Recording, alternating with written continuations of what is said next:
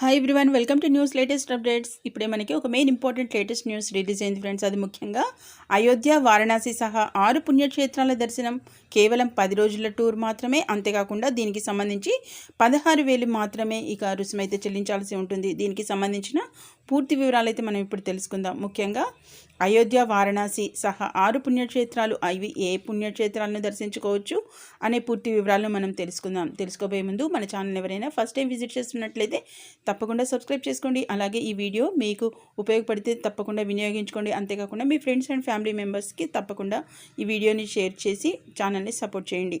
అలాగే వీడియోని ఇంకా లైక్ చెప్తే వెంటనే ఒక లైక్ చేయండి. వివరాల్లోకి వెళ్దాం. ముఖ్యంగా ఐఆర్సిటీసీ టూరిజం మరోసారి పుణ్యక్షేత్ర యాత్ర టూర్ ప్యాకేజీని ప్రకటించింది. హైదరాబాద్ నుంచి ఈ టూర్ ప్యాకేజీ అందుబాటులో ఉంటుంది.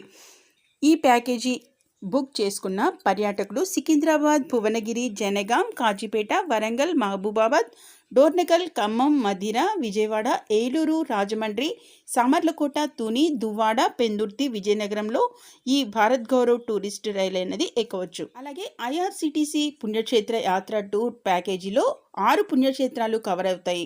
పూరిలో జగన్నాథ ఆలయం, కోణార్క్ సూర్య దేవాలయం, గయలో విష్ణుపాద ఆలయం, వారణాసిలో కాశీ విశ్వనాథ ఆలయం, కాశీ కారిడార్, అలాగే కాశీ విశాలాక్షి అన్నపూర్ణాదేవి ఆలయాలు, సాయంత్రం గంగాహారతి, అయోధ్యలో రామజన్మభూమి, హనుమాన్ గడి, సరయూ నదీ తీరంలో సంధ్యాహారతి, ప్రయాగ్రాజ్లో త్రివేణి సంగమం అనేవి చూడొచ్చు.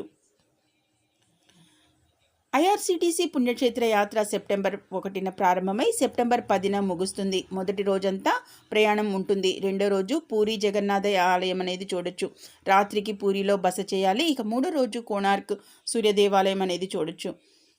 5వ రోజు వారణాసి చేరుకుంటారు. 6వ రోజు వారణాసిలో కాశీ విశ్వనాథ ఆలయం, అలాగే కాశీ కారిడార్, కాశీ విశాలాక్షి అన్నపూర్ణాదేవి ఆలయాలు, సాయంత్రం గంగాహారతి చూడవచ్చు.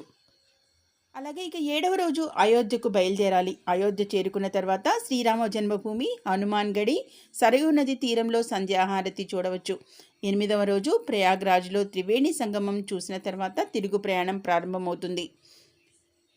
9వ రోజంతా జర్నీ ఉంటుంది. 10వ రోజు పర్యాటకులకు తమ గమ్యస్థానాలకు చేరడంతో టూరిజం యాత్ర అనేది ముగుస్తుంది.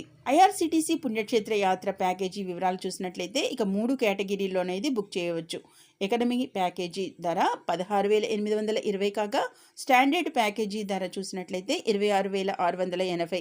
ఇక కంఫర్ట్ ప్యాకేజీ ధర 34,950గా ఉంది. ఇక భారతీయ రైల్వే భారత్ గౌరవ్ ట్రైన్ స్కీమ్లో భాగంగా 33% కన్సెషన్ అనేది ఇస్తోంది. టూర్ ప్యాకేజీలో రైలు ప్రయాణం, బస, వాహనంలో సైట్ సీయింగ్, అలాగే tea, breakfast, lunch, dinner, travel insurance cover అవుతాయి. చూసారు కదా, ఇదైతే భారత్ గౌరవ్ టూరిస్ట్ రైల్లో మొత్తంగా చూసినట్లయితే 718 బెర్తులు అనేవి ఉంటాయి. అందులో స్లీపర్ బెర్తులు 460 ఉంటే థర్డ్ ఏసీ బెర్తులు 206 అనేవి ఉంటాయి. సెకండ్ ఏసీలో 52 బెర్తులు ఉంటాయి.